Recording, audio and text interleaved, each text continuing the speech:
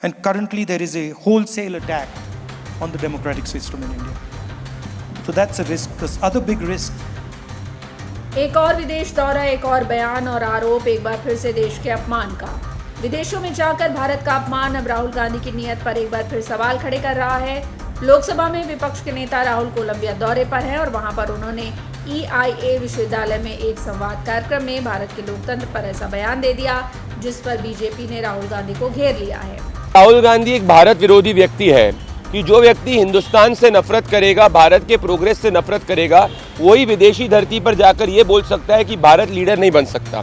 गांधी वाड्रा परिवार ने इसी मानसिकता के तहत 70 सालों तक देश को गरीब रखा और देश को पिछड़ा रखने का प्रयास किया। प्रधानमंत्री नरेंद्र मोदी जी के अंडर में जब राहुल गांधी और उनका पूरा गांधी वाड्रा परिवार ये देखता है कि हिंदुस्तान एक $4 ट्रिलियन की इकॉनमी बन चुका है, 4th लार्जेस्ट इकॉनमी बन चुका है, 3rd लार्जेस्ट इकॉनमी बनने वाला है और वर्ल्ड में एक लीडर के रूप में स्थापित हुआ है, तो अपनी घृणा और जलन की वजह से राहुल गांधी हिंदुस्तान को के लोकतंत्र को और हिंदुस्तान के प्रोग्रेस के ऊपर हमला कर रहे हैं। राहुल गांधी का जो रिमोट कंट्रोल है वो विदेशी ताकतों और विदेशी हाथों में है, क्योंकि जो लोग भारत के प्रोग्रेस को नहीं चाहते वो राहुल गांधी को फ्रंट पे रखकर ऐसा बुलवाते हैं।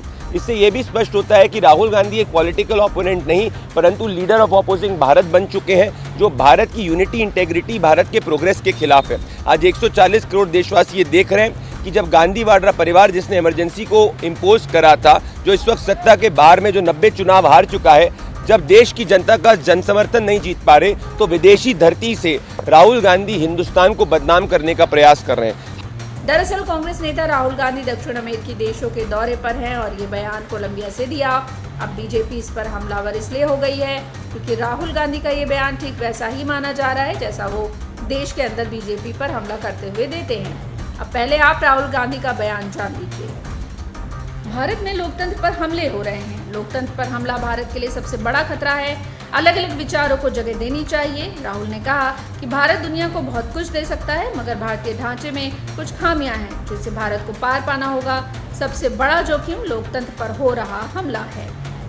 अब इसी बयान को लेकर बीजेपी ने राहुल को चौतरफा घेर लिया है। प्रदीप भंडारी के बाद बीजेपी सांसद रविशंकर प्रसाद ने भी राहुल गांधी पर गंभीर सवाल उठाए हैं। देश में करते हैं, विदेश में भी करते हैं।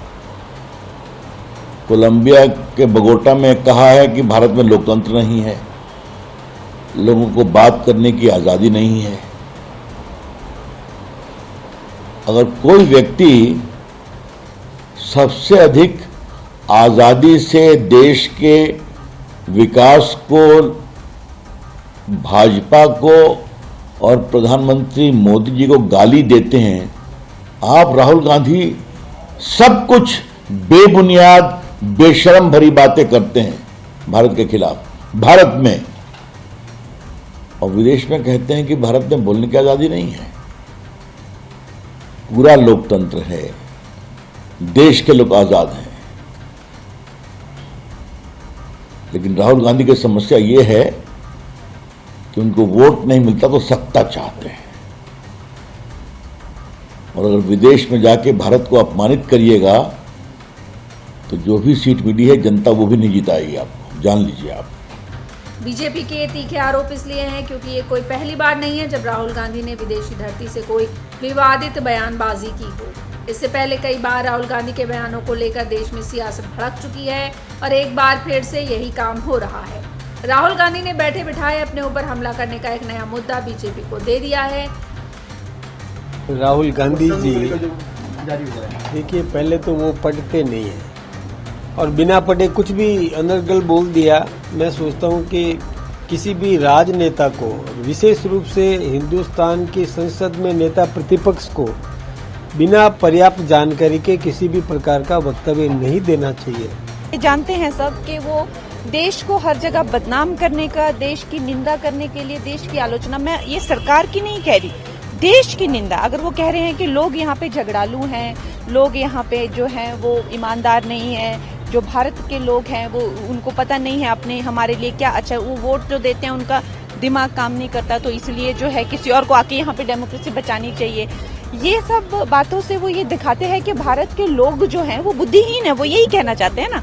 तो खैर, that's why I call him a disgrace. इससे पहले अभी राहुल गांधी जब मलेशिया दौरे पर गए थे तब भी भारत में उनकी सिक्योरिटी और बिना जानकारी के कहीं भी जाने का आरोप लगा था। जिस पर भी खूब सियासत हुई थी। और अभी इसको कुछ महीने भी नहीं हुए हैं कि एक बार फिर से राहुल गांधी बीजेपी के निशाने पर हैं।